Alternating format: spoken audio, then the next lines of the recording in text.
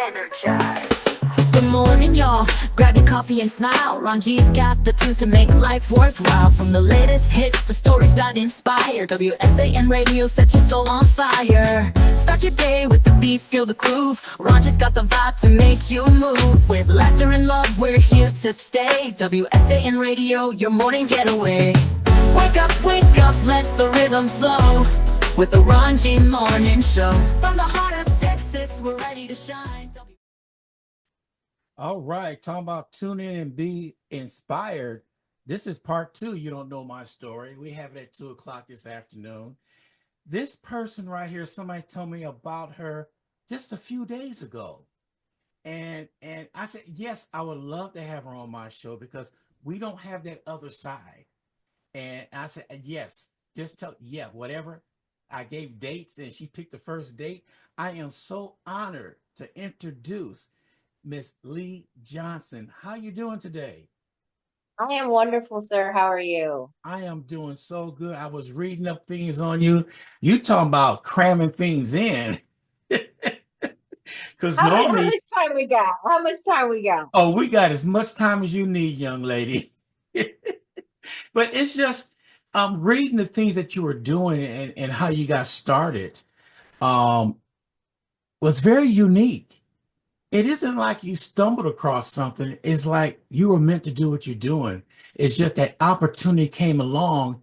And you know how people say you walk in faith, you leap a leap of faith. That's what I did this radio say. Somebody said, "Nah, you don't know what you're getting into." I said, "No, but upstairs told me I need to do this right now." And reading about you, you basically did the same thing and said, "Okay, let's go for it." And you did. So how was that getting out there for the first time? And tell us what led you up to doing what you're doing right now. So I started my career in sports very early. My first job coming out of undergrad was working for Emmett Smith and Tom Joyner and Donna Richardson. So I started out my career at a very high level in the game, serving high net worth clientele and athletes at a high caliber. Since that time, worked for the Bengals, worked for the Vikings. I spent 6 years in Europe as an on-air producer and TV choreographer for a TV show. And during that time, I saw a lot of talent sign lengthy, very unethical contracts just for the opportunity. And so when I came back to the States, really wanted to start an agency that serves talent at the highest level, but allows them to own as much creative rights and power to themselves as they can. And so during that vision, walked out on a good corporate six-figure job, to your point, to step out on faith and start Lee Johnson and have the vision to serve athletes and entertainers at the highest level. We are a faith-based agency, and so that is a big part of our business, of just knowing that your faith is welcome. Whatever your faith is, whatever you believe in, it's welcome, and there's space for that. And so at Lee Johnson, we promote diversity, equality, and ethical commerce in the business of sports and entertainment. And those are the things that I just felt were lacking in the industry. One thing that we do is we help players locate opportunities and placement in jobs. And so part of that is the knowledge of understanding that there's other opportunities outside of the NFL. There's other opportunities outside of the NBA. There's global opportunities for you to continue to do what you do and play your sport. But there's also a way of practice and business that we are pushing in our industry and with the teams and the agents and just the way business is done in the sports industry. Lee Johnson is looking to change a lot of those things.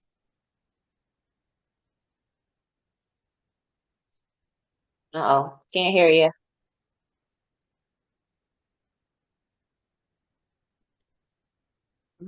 Hold on, let me see if it's me.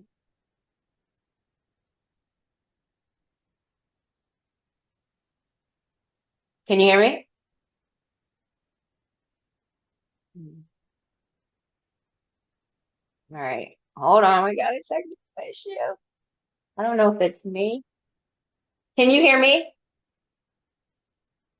All right, so then maybe it's me. Let me see if maybe I'll take that.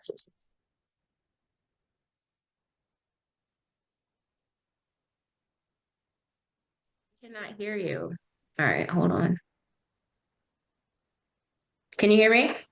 Yes, I can hear you. Can you hear me All now? right. Yes, I got Oh, you now. I got you now. wow. My apologies. I love it. I love it. I'm trying to get things going right here. For some reason, it's not letting me. We're on YouTube, live on YouTube. For some reason, Facebook is not letting me do anything. Oh, you can't go live on Facebook. Yeah, I'm working on it right now. It was all set, ready to go, but we are live on YouTube right now. Well, And the show must go on. yeah, it will. I'm recording it anyway, so we're good. But it's amazing how things. Let me make sure on where are we? Make sure that it is live on YouTube. Make sure it's there. It's you gotta love technology because when it works, it works. But And when when it doesn't, it it gives the you, whole world comes crashing down. yeah, and, we rely so much on it that let me make sure that I am live here. It's taking a sweet time. So, yes, we are live on YouTube. Okay, I'll work on Facebook as we're going. I don't know what's going on, but anyway, like to say, the show must go on.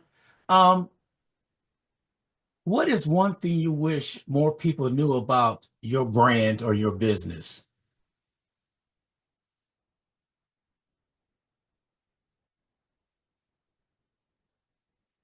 Now I can't hear you. You're muted.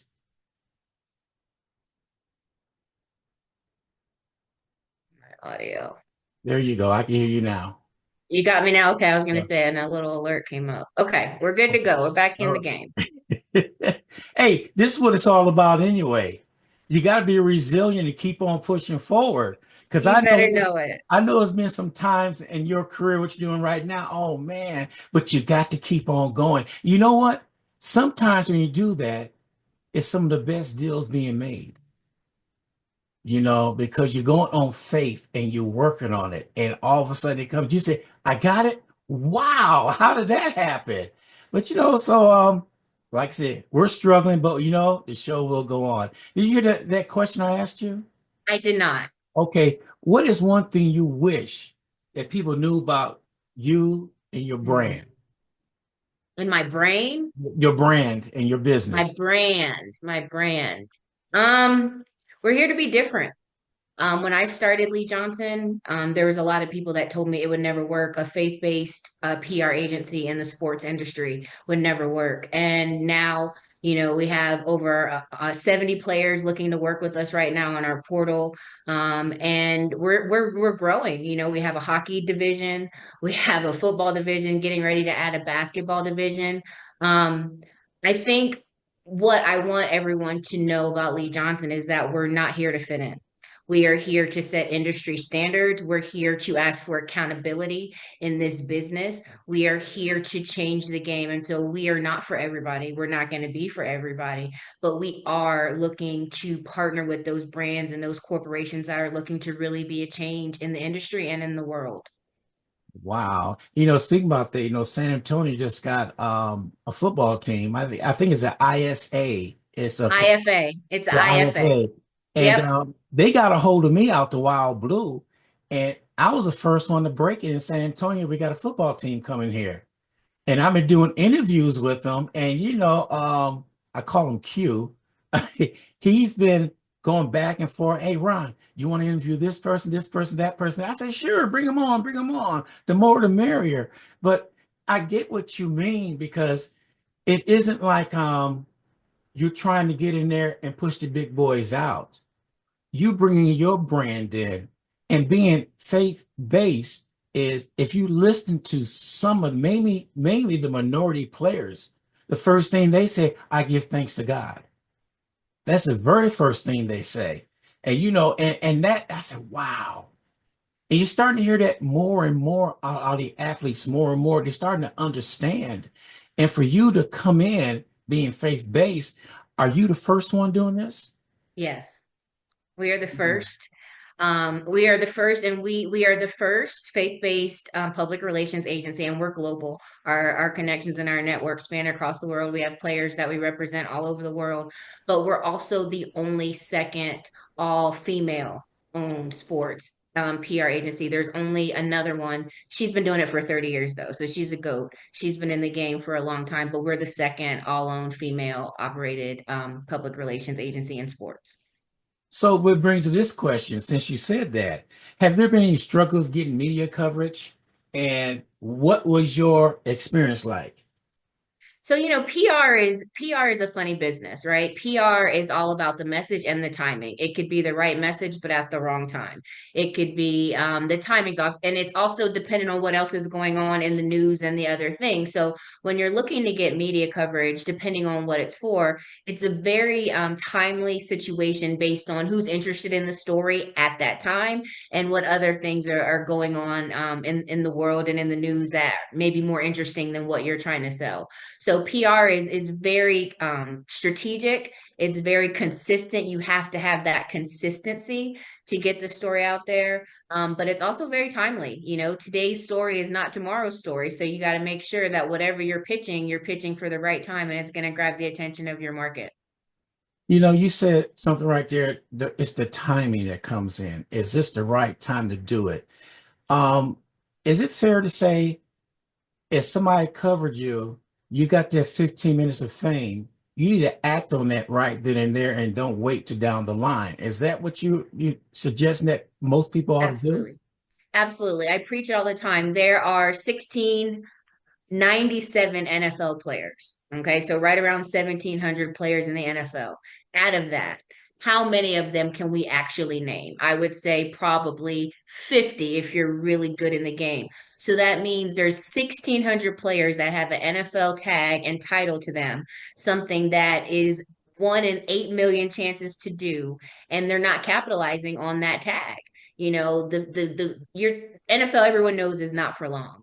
And so the opportunity that you have, whether it be 1 year, 2 year, 3 years, is to build that brand so you can have longevity in whatever it is you want to do. If you want to do real estate, if you want to do investing, but using your NFL title, using that tag to catapult yourself to the next level in your career is really the goal. And out of it, a majority of players do not maximize that opportunity. Wow. So when you go ahead and a player signs with you, do you educate them and say, okay, like you said, not for long? Do you have them invest or come up with something they're going to do after it's over with, what business they want to get into? Because I hear these nightmare stories how you got $10 million one day and 6 months later you're down to zero. So we do. We do a lot of those things. We have a network where, depending on what they want to do, we connect them with brands. We do brand partnerships. We do marketing. But the most important thing, and the most important thing that Lee Johnson does, is we have a network of people with integrity, leadership, and confidence. Those are our three core values. And so you can have the money and the contract, but if you don't have the right agent that's in your corner advising you the right way, if you don't have the right business manager advising you, if you don't have the right team and people around you, you're not going to know what to do. A lot of these players go from nothing to everything overnight, and no one has advised them. So some things that we do is we partner our players with legitimate agents who are actually working in their favor. You have agents, a lot of people don't understand, especially now with the draft being on, a lot of agents hoard. So a lot of agents, there's a majority of the NFL, 25% of agents in the NFL are connected to 75% players. So there's 64% of licensed NFL agents don't even have a player under contract. And Mm. so what our team does is we connect our players with agents with integrity that are going to do the work. There's agents that have a player but are not working for them. That player believes that agent is fostering deals and opportunities for them, but that agent is really working for the other players that they represent. So when you come to Lee Johnson, you're going to get personalized attention. We're going to find the right agent for you. We're going to find the right partnership for you, because every marriage is not good. Just because you're a real estate agent don't mean you're the right real estate agent to sell me my house.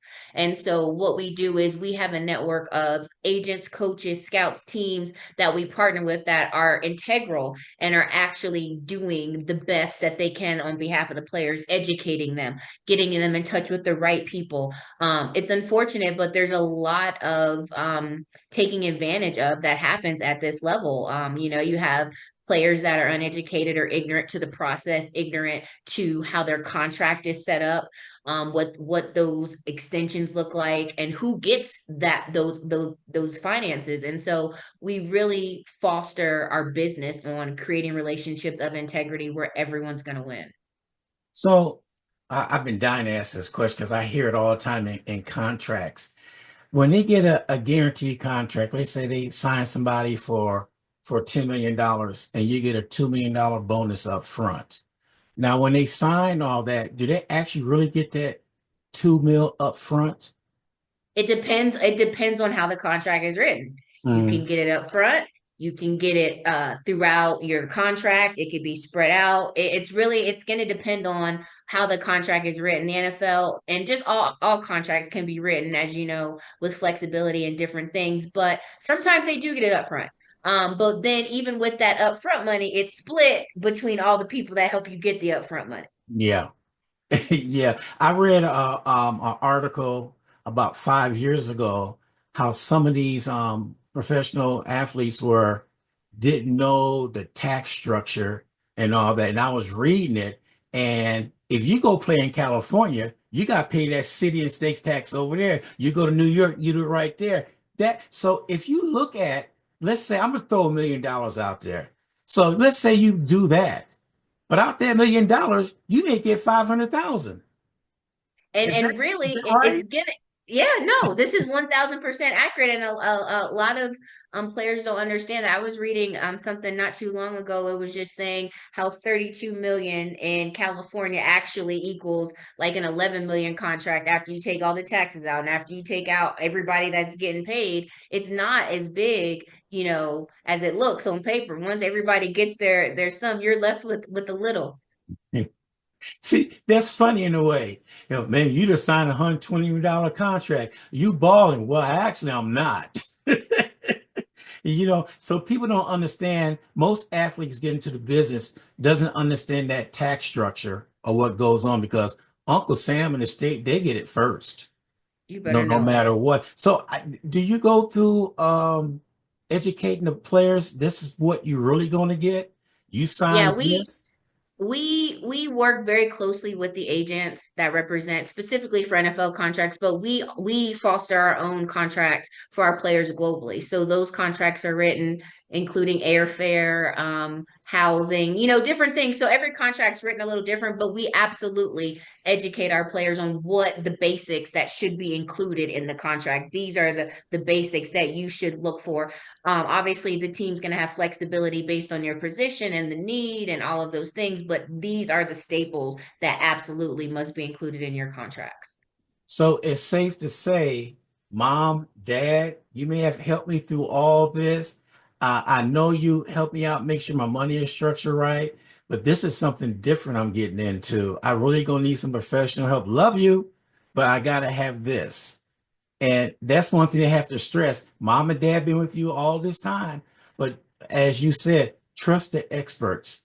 It's going to lead you in the right direction and do by you and stuff. And that's hard to find because there's so many stories out there of athletes being taken to the bank. They sign something, all of a sudden, their agent, somebody got more authority over their money than they do. I can go for days. We had a player last year that came to us who had signed a contract with a so-called agent. This was not even a real agent. Had this most egregious contract I've ever seen. This agent had power of attorney over the player. This agent got 50% of everything the player did on and off the field, not not connected to the sport. If this player was to open a business, that agent was going to get 50% of that business. It was just a ludicrous contract, and it wasn't even a real certified agent. And so, as a player, if I say two things: you either play football or you're a football player, right? Or for any sport, right? You either play it or that is who you are. That's in your soul. Mhm. And when you love the sport that much, you're going to do whatever it takes to continue playing, to continue that opportunity. And so if someone says, hey, if you sign right here and give me $5,000, I can get you a job, you're going to sign right there. And if you have the finances and the resources, you're going to do that. And unfortunately, there's a lot of agencies out here selling that dream to players and signing them to very unethical contracts. I mean, no one should own 50% of anything you do, period. I don't Yes. care who you are. Like, I don't care who you are. And excuse me. And so just the education around, what's in a contract, if it's, being able to even for any players coming out of, college, looking and making sure this is a certified agent that you're getting ready to sign with. There's a lot of people saying they're agents, but they're not. They Yeah. can't negotiate a contract for you. So there's a lot of nuances that we help families and players navigate, because there's a lot of scamming, to be frank. There's a lot of scamming going on, and it's a business where scamming is easy because players, are everywhere. Yeah, I got you on that one right there. So let's switch gears. Women's sports. That is Mm. really taking off nowadays. I have a granddaughter that's playing basketball for Texas A&M, and she has some height on her. She's good, put it that way. And I got a grandson that's playing in Colorado basketball. So, I see it going on. So when we get together, we talk about men and women's sports. It's not equal. I'm just point blank. Everybody knows it's not equal. So quit trying to make something equal, and it's not. Women's sport is not at the infant stage, but it's at the Mm. growing stage that could be potentially large like anything else. So how do women handle this um um being trying to compete with the same salary that the NBA is getting to the WNBA? Because people say we all should be on the same pay scale and all that. I understand where they're coming from, but they have to look at money being generated for your sport. That's where it comes from, the advertisers and all that stuff. That's where it's generated from. Of course, no, they're not even nowhere close to what the NBA is getting. So, how do you structure a contract with the WNBA players to make sure they get the full benefit and full potential of what they're worth? This is an ongoing conversation, and women and men have never been equal in sports, but we're knocking the doors down. We're kicking them down because it's the only way we're going to get in. Specifically regarding the NBA, I think it's going to be some league adaptations that need to happen. I went to the WNBA All-Star game this year, and it was crazy. It was, to me, more exciting than the NBA All-Star game, as it is today. And so the opportunity is there, but I think the leagues really have to have a conversation on where the equality scale looks like, because what we do know is that men's sports contracts are just getting higher and higher, regardless of the sport, right? And so now you have the explosion of the WNBA with all of the new stars that they've gotten in these past couple seasons, but their pay scale is still marginally lower than the NBA. And in the NBA, if you get drafted number like last on the list 30, you're still getting, a couple $1 million in your hand. If you're the number one draft pick in the WNBA, you're at, a little bit over a quarter million, you're at 350,000, so even Hmm. looking at that dynamic from the number one pick to the last pick, there's $1 million gaps already in there. And so they have to, from a league perspective, the WNBA has to pretty much figure it out. This year, Unrivaled popped off, and they paid players more in that span. I think it was an 8 weeks span, or the 8 week span, than the WNBA paid all season. So now you got competitors coming in the market where there was only the WNBA or global opportunity for these female athletes to play. Now you have Unrivaled. So now you have competition coming in the market paying at a higher pay scale. Granted, it's 3-on-3, but the vision is there and it's already been executed to now people see, women can make a good amount of money, maybe in a different way, but the opportunities are there. And so I think it's going to either take more opportunities or another league to come in to kind of elevate that, or the WNBA is gonna have to do some things. One thing that we've been talking about internally with Lee Johnson, our vice president, Coach Michael Greer, he does combines and he was with the NFL and D1 coaching. He's done a lot. We've been talking about fostering a network for the WNBA. There's no combine for the WNBA. There's no one place right now where the teams can see talent. There's no pipeline. There's no filter for the talent. And so we have been discussing what that would look like to put together a combine for the WNBA, pulling that talent not only from all of the major schools, but also incorporating the HBCUs. That's something that we're very, very passionate about is fostering HBCU talent at that next level because there's a miss there. There is. I did Black history on Vivian. I can't think of her last name for anything, but she was a pioneer. She got paid $0 for coaching college team. They made it all the way to the Final Four, and they neglected to put their team on the shirts of the Final Four. That's something I looked up and researched on that one right there. Oh, it was Vivian Stringer. That's who it was. And so I looked at that. So back to the WNBA. Now, people know, I don't know if they remember this, but the NBA was ready to go years ago. They had to reinvent the NBA over to get people in.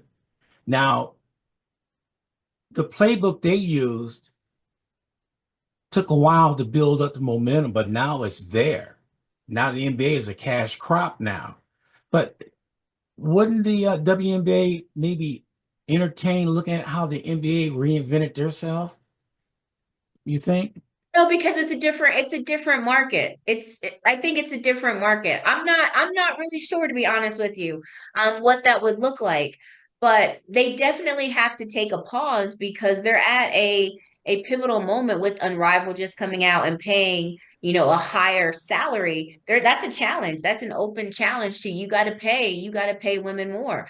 And so I do know that this year the WNBA was super successful in some cities where they had top talent. And so I don't know. I don't know what they need to do, but I think they're at a place where they're gonna have to figure it out because women are gonna take their talents elsewhere. You're gonna follow the money. Yeah. And so if the money is gonna be somewhere else and I can make more money in less time, then you better believe that's what I'm gonna do. And if it's doing the same thing, so my body's getting less stress, right? I'm being able to rest more, I'm making more money in less time. It's gonna be they're gonna have to figure some things out this season for sure.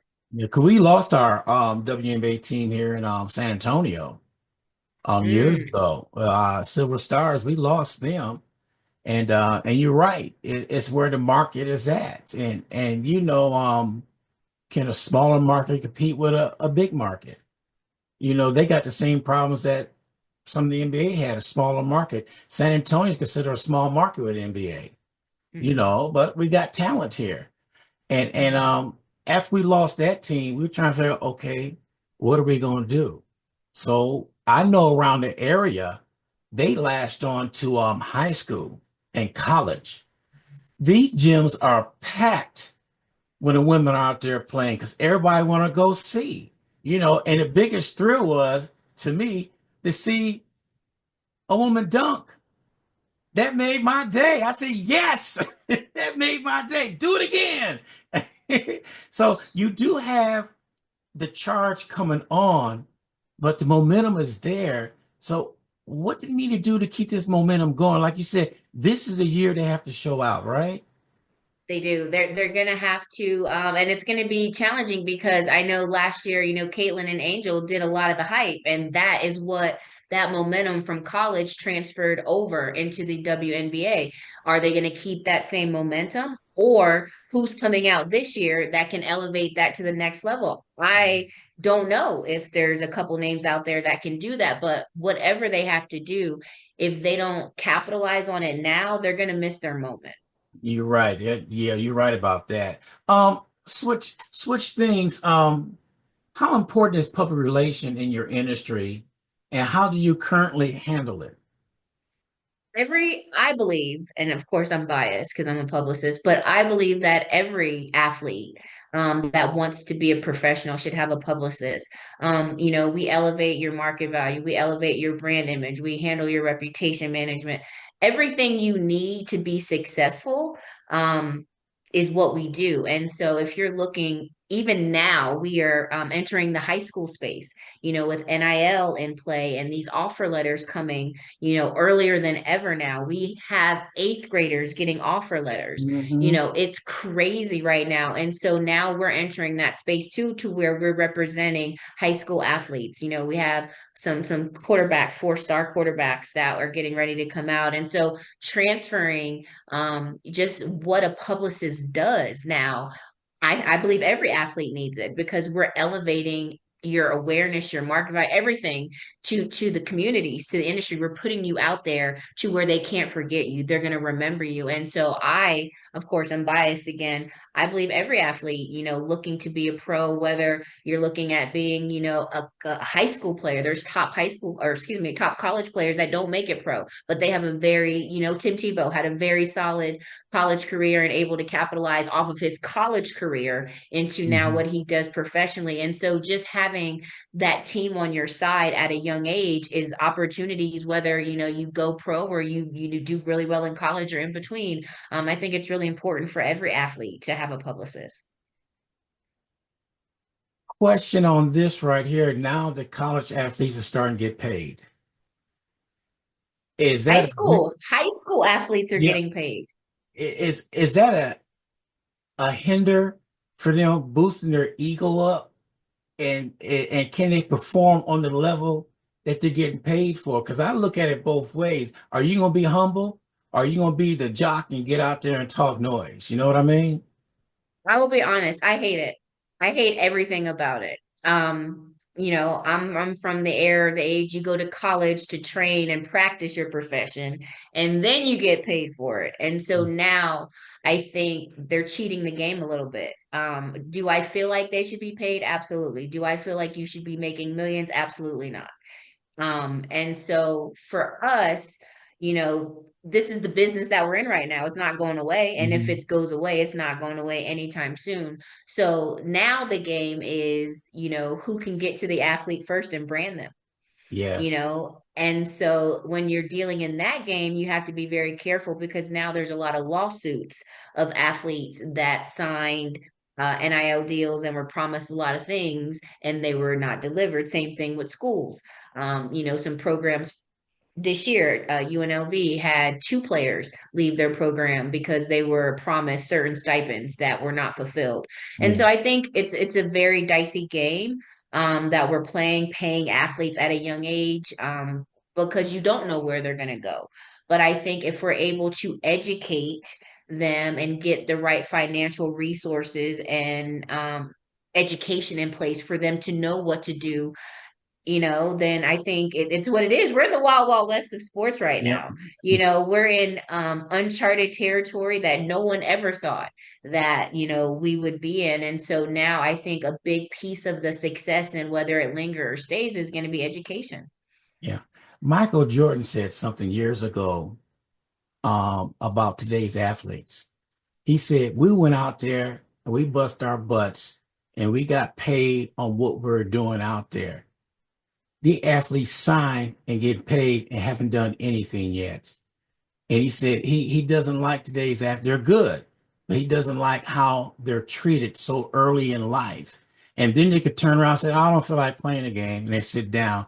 You get all these fans that pay this money to come see this superstar play. He decided, I'm not playing today. And you bought That part. those $150 tickets to get there and see them. They're not even playing. Ooh-wee. So Jordan sat there and said the problem is he pointed. They said they're soft. He said they're getting paid before they even dribble the ball, before they even throw the first pitch, before they even run the first touchdown. They're getting paid already. He said we had to fight and struggle to even get a contract negotiated over. Nowadays, they're getting paid point blank, and they just sitting back. And he said, to me, when you do something like that, I think his words were, they don't care what goes on because they got paid anyway. They're not giving their all. And that was You're his not opinion. invested. If someone gave you $5 and told you can go in the store and buy whatever you want, you're gonna spend that $5 very differently as if you had went out and cut 5 lawns for $1 each and earned that $5. That spending is gonna be different. And when you have and you didn't earn it, there's no earning in that. There's no appreciation There you because it go. was given to you. And so when you're talking about an athlete in high school, you have to scale that Texas athlete, to a national athlete. Yes, you're good in Texas. You're good in San Antonio. You're good right there in your market. But when you take that and put it to 26,000 other athletes, how good are Mhm. you really? And not only how good are you, where's your longevity? And I think when you're paying them at an early age, your rewards, it's just no different than the participation awards. Everybody gets an award for Yeah. participating. You're getting paid for work you haven't done. We don't know what you're going to be. We don't know if you're going to get a career ending injury, tomorrow. And so to be cutting these checks for players that haven't proven themselves and to be, doing it in $1 million level, it's questionable, but Yeah. again, you can't change. This is where the business of sports is.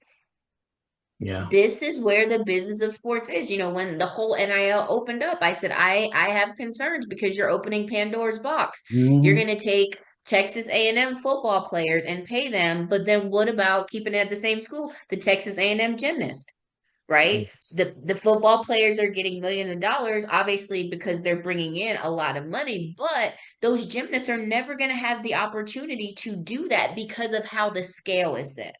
If the scale was set different and now we're paying athletes, everybody's getting paid across the board the same amount, now we're in a different conversation. But then when you're talking about one player on the team is getting a $5 million NIL deal and the other player is getting nothing, now there's all types of diversity issues for Mhm. me and the equality when it comes to NIL because it's just Pandora's box. There's too many factors, there's too many levels. And if you're going to pay them, I feel like everybody should get paid across the board equally. If you're a football player, football players, this is what you get. If you're, a track, this is what you get. This is, I just, there has to be some level of equality in order for it to make sense. Otherwise, you're prematuring paying talent for something they haven't delivered on. Yeah. I agree with you because I thought my opinion was if you're gonna do that, put a cap on. This is all you get. You can't get no more. I don't care how much you are a superstar. If you're that good, you go to pros and you can get that money. But that would lead to animosity with the other players on the team. It's already there. Yeah, yeah. Why should I go out there and bust my butt? He's getting paid and I'm not getting nothing. But I'm the reason why he's the way he is, or she the way he is because of me. I'm doing contributing all this defense, whatever, going on out there, and I don't get not even a honorable mention.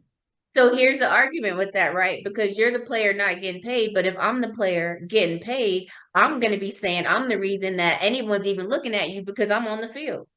Yeah. So that's what I'm saying. You Yeah. just got to look at the perspective because, for example, if Shador wasn't on Colorado's field, how many people would be watching Colorado? And so all of the players that were on Colorado before Shador that never anyone ever knew about are now getting visibility because he's on the field, so you got to take in all of those factors. It's all subjective, and I don't think it's going to last 3 to 5 more years because the NCAA is not making any money off of any of these NIL deals, and so unless they get in their tax cut, they gonna find a way to shut it down. You think that they rushed into it? I think it was pressure. I think there was a lot of pressure. And then, of course, California, does what California does and pulled the trigger. And so once Yeah. California did it, everybody else had to follow suit. Yeah, they did. Wow. Um, Let me see. I'm looking at time. I'm having fun. Let's go. Okay, I had that question right here. Oh, here it is. What type of support do you need to take your brand to the next level? Oh man, my team is everything. We're the GOAT team. I literally have the best team in the business. My vice president, Coach Michael Greer, has been in the game over 30 years in the NFL. He vets and approves all of our talent that we bring in the door. Jessica is my number two. She is my pocket Madeline. Just, I have a very amazing team. And so continuing to build out the team, continuing to build out the brand, as I said. Right now, we are primarily focused on football. That's my love and my focus. But added hockey to our game last year. So now we have a hockey department representing hockey players and agents and getting ready in these next couple months to add basketball. So as we grow our brand, just looking to continue to build out a rock star team. We are a global agency, so the agency doesn't close. We're a 24-hour agency. We serve players all throughout the day and night, no matter what country they're in. And so, over these next, as we grow, look and just continue our team, but literally couldn't do anything without the team that we have in place. Shout out to all of them because they hold it down and they make us successful. Everybody has their lane Yeah. and they know it and they go and we don't necessarily cross over, and so that's what makes us super successful. So continuing just to serve the underserved market, I would say, in sports. We serve a lot of D2 players, a lot of D3 players, helping them get that visibility at the next level. We serve D1 athletes that maybe didn't have the playing time, so really just helping to continue to serve those athletes, whether you have the brand and visibility or you want to take it to the next level or you need some help getting the visibility. That's what we're here to do. And our team is literally the best in the game. Okay. So how important are scouts to you? So our relationships with scouts are very important. They are the connector to the team. And so especially now with the draft, having good relationships with scouts, them trusting that the talent that we send them is good talent to look at is a big part of the relationship. They know if we send a player, it's a player that's vetted on both the character standpoint and a talent standpoint. And so our relationships with scouts are very, very important to bridge the gap between the agent and the player and the team. Okay, because the reason why I asked that question, my grandson graduated from college here in San Antonio, St. Mary's, and I didn't know what he was going to do. He said, Grandpa, guess what? I said, what? I'm a scout. Oh, what? He said, I scout. I go out and he's with track. He said he goes all over Texas and sometimes out Louisiana and stuff. And he said, Grandpa, I'm just like you. I said, how's that? You always had a job where you had a company car and a company credit card and all that. Oh, I have that now. see, And they used to make fun of me, told me you never work. Because every time I look up, you got a company car, a company credit card. I said, I'm just blessed on what I do.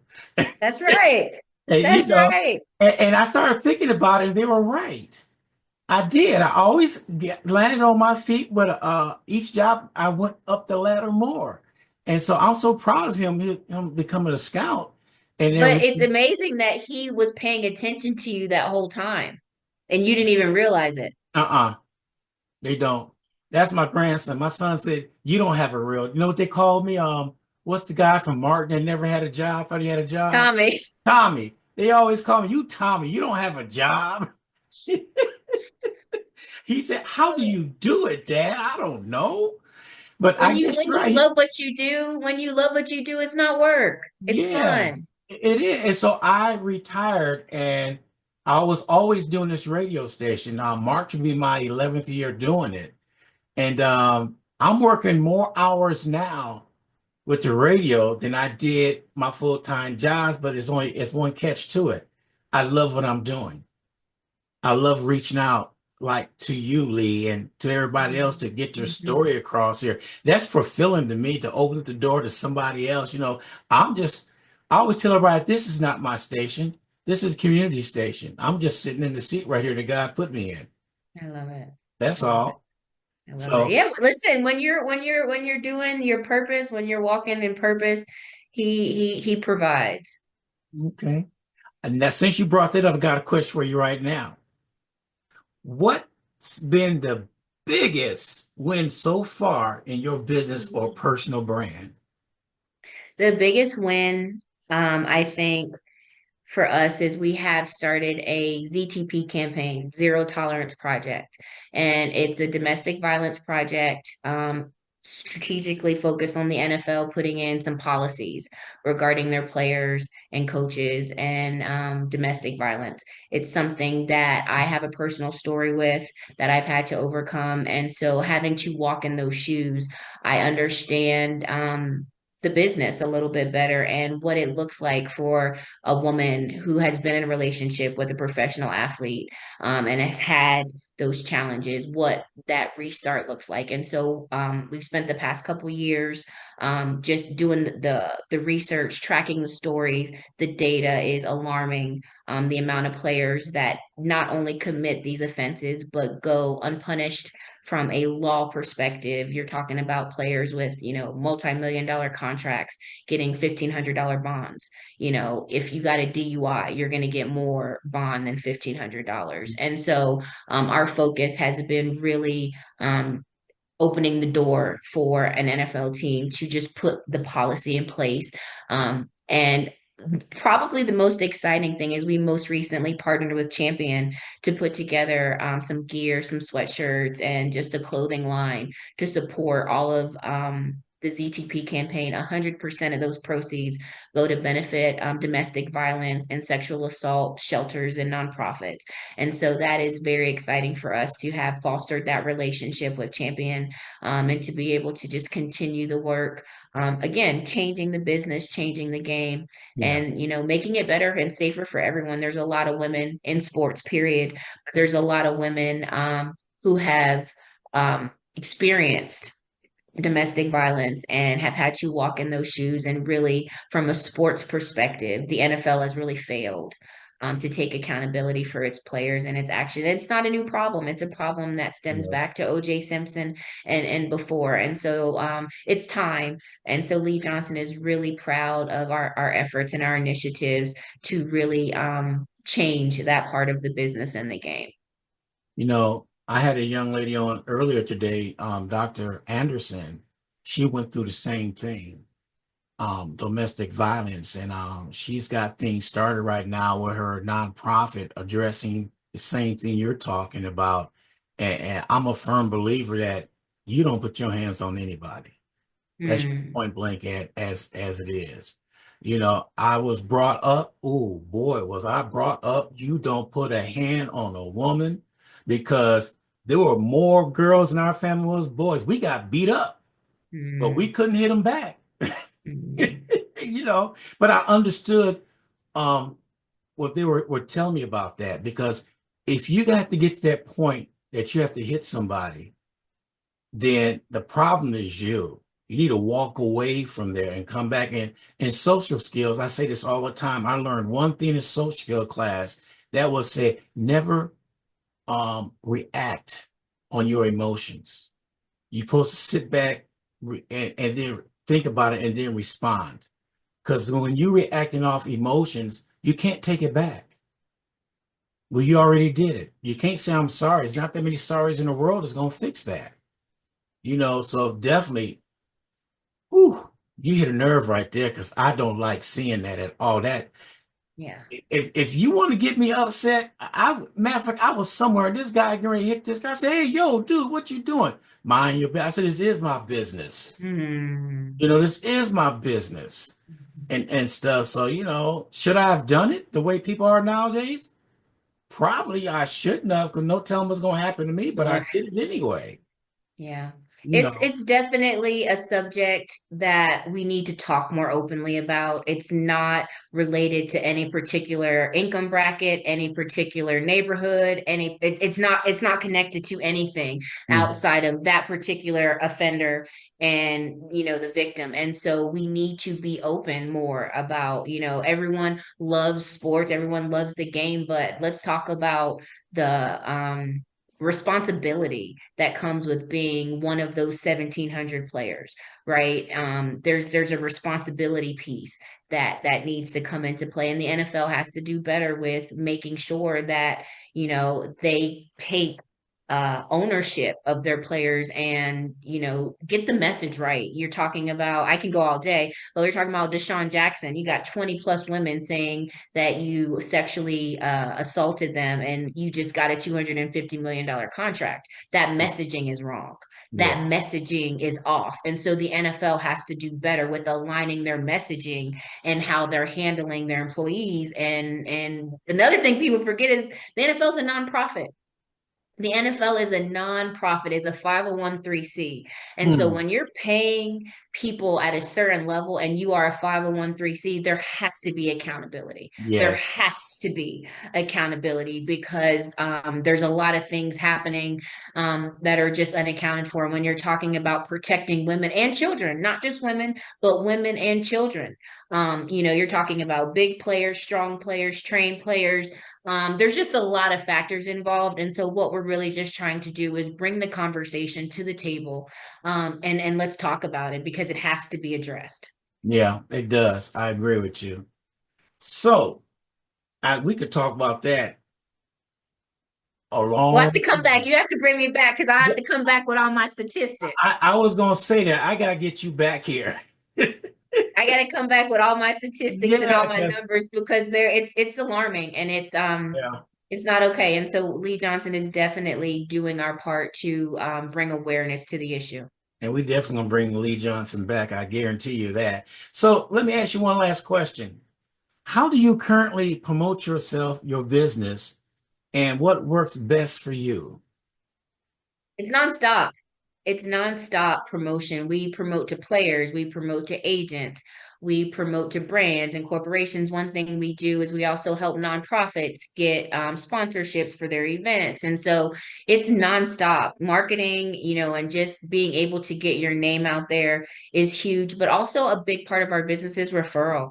Just like, someone mentioned, my name to you. A lot of our business comes from referral. We treat all of our clients very well. Everyone gets one-on-one attention. And so a lot of it is just doing what we do best, which is serving athletes, serving brands, and serving them at the highest level possible, and then letting that word and that love spread. And hopefully, we boom and boom. And in 5 years, we'll have all of the sports under our wing and we'll be rocking and rolling.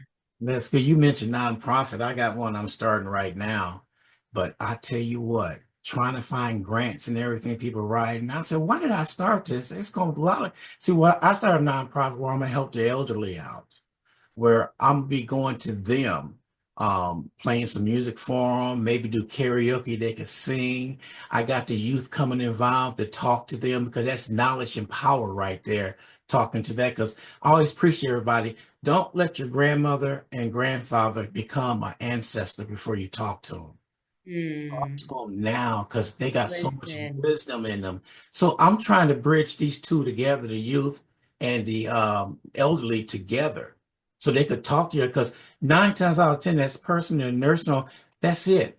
They have no other family. They're all by themselves. All they want is somebody to talk to sit back. You know how much knowledge and power you get off talking to somebody like that? The stuff they went through, they tell you they went through it. And so that is what I my love it. nonprofit is doing. And I'm trying to figure out, did I bite off as much as I could chew? I said, Don't quit. no, it's just gonna take time for me to get things together. So if I find me a good grant writer, don't charge me anything, I'll be on cloud nine. Listen, if you find you a good grant writer, hold on to it because they're hard to find. I know they're very hard to They're find. hard to find. Listen, what you're saying is absolutely true. I can't wait to see that come to pass because that is needed. Yeah. I had my parents and my ancestors, my parents were older, and the knowledge that I wish I could ask them now, the questions that I wish I could ask them now, I think that is a great thing to do because there's so much knowledge that can be passed on, and God knows this generation needs it more than ever.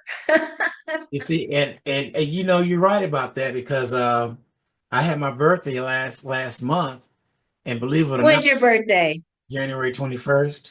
Okay. Happy belated birthday. I'm before you though, but okay. Okay. And I turned a good old age of 70. No, you didn't. Yes. Let's go. You about 54. No, thank you.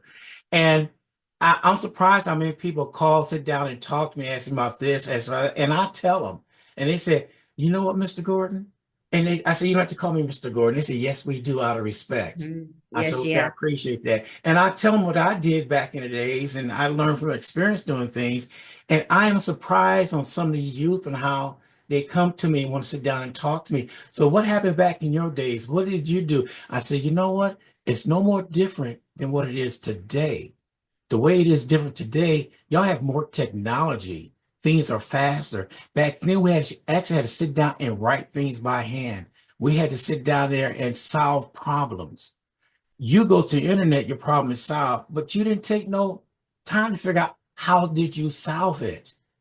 And that's a part of I worked in the industry where I could work on any washer and dryer out there. Hmm. People think you could just put a part in and that's going to fix it. Nobody troubleshoots anymore. I will sit down there and troubleshoot. Matter of fact, the last job I had, I went there, they had 4 brand new washers that never worked. 2 years sitting there, never worked. So I got into it. The guy said, "You ain't gonna fix that. We tried everything." I said, "Okay." So I went in there, I checked everything. Okay. I ordered a part, put them in. I said, "The washers are fixed." What was it? It was a $1.50 fuse holder. $1.50. I had to Troubleshooting. buy 4 of them. It cost $3 to fix those $3,000 washers. Commercial Ooh, and washers. they've been sitting here for 2 years. 2 years. And they said, "Wait a minute." I said, "It's called troubleshooting. Some of y'all youngsters don't know how to do." And Ooh, so, stuff. and I'm honored when they come talking to me, and I tell them, matter of fact, I still get phone calls from my previous job. "Ron, we got a problem right here. What do you think it'd be? Is this right here?" You called and asked, I'm let you know what it is. They go back, come back, "You were right. It was the pump." See, this was when you're the go. When you've been in the game, when you've been on the planet that long, you just know things. There's just Yeah. certain things you just know that, you got to pass that down. Now, as a matter of fact, a friend of mine gave me a nickname because I went over to his house and his air condition wasn't working. So I got my long screwdriver. I hit the fan took off, started working. He looked at me and said, "Wait a minute. I just watched you fix the air conditioner with a screwdriver." I said, "Yeah, your fan motor about going out. You get a fan motor." So he turned around and said, "I watched this guy fix a air conditioner with a screwdriver. He is now known as the Black MacGyver." I love it. I love it. But I love it's it. just like in your field, you could probably come up with some stuff that people will look at you up because you done it. Experience is you can't put a price on experience, but they pay you for this. That's why you get paid because you know what you're doing. An experience. Yeah, and that's why, just to circle back, that's why young athletes shouldn't be paid because they don't have any experience. Closed. That's And really what it is. not only in that, but the experience on how to spend that money. First thing they want to do, go out and buy a bunch of cars for their friends and leave your friends alone. This is about you. You wait till you get yourself established to do something like that. A lot of work to be done out here. A lot of work to It be done is. out It is. here. Wow. This has been good. I'm gonna once I get this edited, I'm gonna send it to you, and that way you can share with everybody. And I'm gonna send you my phone number because I'll definitely want to stay in contact with you. Yeah, and when we get our track and field department, your son can be our scout. He can send us the talent. Uh-oh, Or your uh-oh. yeah. Yeah. Oh, my grandson gonna say, he know what they always tell me? "Dad, why you tell us you had these connections?" Yeah. That's I never brag about anything. I know people from all over the place, and they say, "Oh, let me make a phone call." "Okay, you're all set up. This. Wait a minute. Who'd you just call?" I said, "Nunion." None of your listen, if business. it wasn't about connections, it wouldn't be 8 billion of us on the planet. We need each other. We Yeah, need connections. We yeah. need connections. I'm So pretty sure I may ask you for something. You say, "Oh, Lauren, I yeah, got you. Don't worry." listen.